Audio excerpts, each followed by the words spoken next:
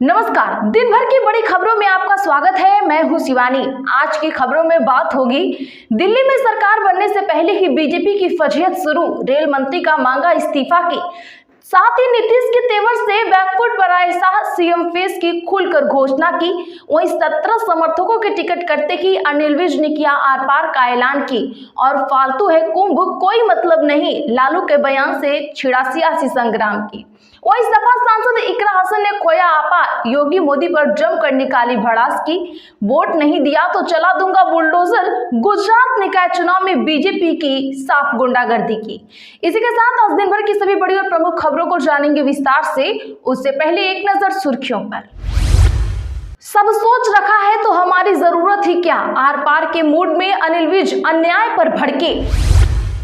Delhi station पर भगदड़ के तहत महाकुंभ जा रहे 18 मरे, घटना की जांच के लिए कमेटी बनी, सीसीटीवी फुटेज हुई सील।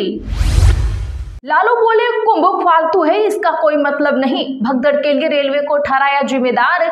जदयू बोली भारतीय संस्कृति को नकार रहे आरजेडी सुप्रीमो।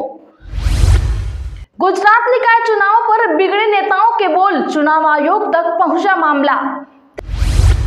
तेलंगाना सीएम बोले मोदी जन्म से ओबीसी नहीं, भाजपा विधायक ने कहा था रेवंत रेड्डी वही बोलते हैं जो राहुल कहते हैं। कब तय होगी देश की सरकार की जवाबदेही, नई दिल्ली रेलवे स्टेशन पर भगदड़ को लेकर संजय सिंह का भाजपा पर निशाना। दिल्ली के लिए आज भाजपा के ऑब्जर्वर्स की घोषणा संभव, पार्टी हेडक्वार्टर में बैठक हुई, 18 फरवरी को सीएम के नाम का हो सकता है ऐलान। मायावती का भतीजा आकाश को अल्टीमेटम, उत्तराधिकारी वही जो तकलीफें उठाकर आखिरी सांस तक लड़ सके। प्रगति यात्रा पर भोजपुर पहुंचे सीएम नीतीश का विरोध, आयसा रया के कार्यकर्ताओं को पुलिस ने किया डिटेन, 406.56 करोड़ की योजनाओं की दी सौगात। हमारी नेता का डिप्टी सीएम बनना लगभग तय, 3 नेताओं की चर्चा, एमपी और राजस्थान की तरह सरप्राइज कर सकती है बीजेपी। बंगाल में अपनी पैठ मजबूत करने में जुटा आरएसएस, चुनाव से पहले भागवत के दौरे ने बढ़ाई हलचल। बिहार में महाराष्ट्र वाला फार्मूला नहीं, नीतीश ही होंगे सीएम फेस, बीजेपी अधिक सीट जीती तो भी नीतीश ही मुख्यमंत्री बनेंगे, बीजेपी की बैठक में हुआ फैसला। अंबाला में निकाय चुनाव उम्मीदवारों की सूची पर घमासान, अनिल विज को लगा बड़ा झटका, 17 समर्थकों का कटा टिकट। अब सभी को सभी से संकट है, फडणवीस शिंदे की अनबन से किस किस की फायदे पर नजर।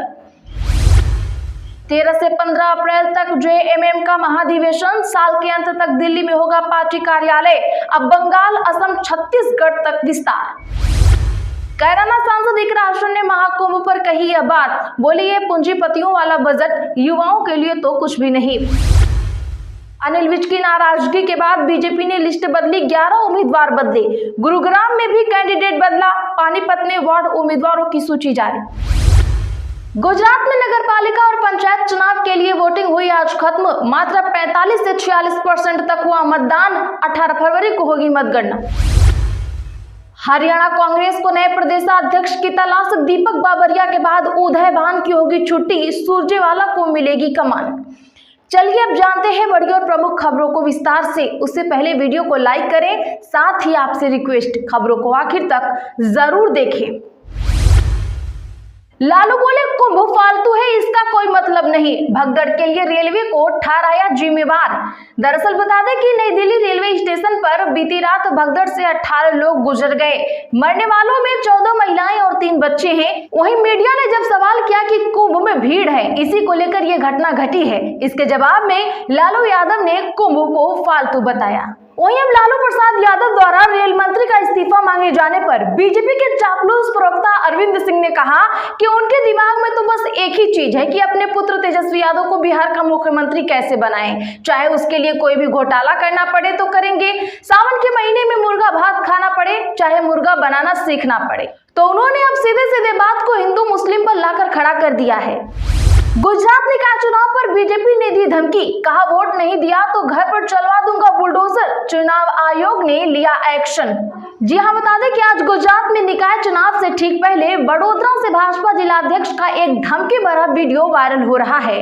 करजण नगर पालिका क्षेत्र में वे सभा को संबोधित करते हुए कहते हैं कि भाजपा के उम्मीदवार जीते तो किसी का मकान टूटने नहीं दूंगा और उनके साथ दगा किया तो किसी के मकान रहने नहीं दूंगा। उधर कांग्रेस के पूर्व विधायक ने उत्तर गुजरात की सभा में कहा कि जिस मुसलमान की आत्मा मर गई हो वही भाजपा का प्रत्याशी बनेगा। कांग्रेस व भाजपा ने एक दूसरे के नेताओं के खिलाफ चुनाव आयोग में शिकायत की है। गुजरात में बता दें कि आज जूनागढ़ महानगर पालिका समेत 5 दर्जन से अधिक नगर पालिका के लिए मतदान हुआ है। अनिल विज की नाराजगी के बाद बीजेपी ने बदली लिस्ट, 11 उम्मीदवार तक बदले, गुरुग्राम में भी बदला कैंडिडेट। बता दें कि हरियाणा निकाय चुनाव के बीच बीजेपी में टिकट बंटवारे को लेकर बवाल मच गया है। बिजली मंत्री अनिल विज की नाराजगी के बाद बीजेपी ने संशोधित लिस्ट जारी कर दी है। अंबाला कैंट नगर परिषद से श्रवण कौर का चेयरमैन का टिकट काट दिया गया है। 32 वार्डों की लिस्ट में 11 पार्षद उम्मीदवारों के नाम बदले गए हैं, जबकि 2 उम्मीदवारों के वार्ड बदले गए हैं। वहीं पानीपत में भाजपा ने 26 वार्डों के उम्मीदवारों की लिस्ट जारी की है। उधर करनाल में मंडल उपाध्यक्ष ने जनसभा बुलाकर समर्थकों समेत पार्टी से इस्तीफा दे दिया। गुरुग्राम में वैश्य समाज की नाराजगी के बाद भाजपा ने निगम पार्षद का उम्मीदवार बदल दिया है। बता दें कि इससे पहले मंत्री अनिल विज ने अंबाला कैंट की नगर परिषद के टिकट बंटवारे पर ऐतराज किया था। प्रदेश अध्यक्ष मोहन बड़ौली की लिस्ट जारी करते ही उनके समर्थक घर पहुंच गए थे, जिसके बाद विज ने राष्ट्रीय अध्यक्ष को भी ईमेल से सूचना दी।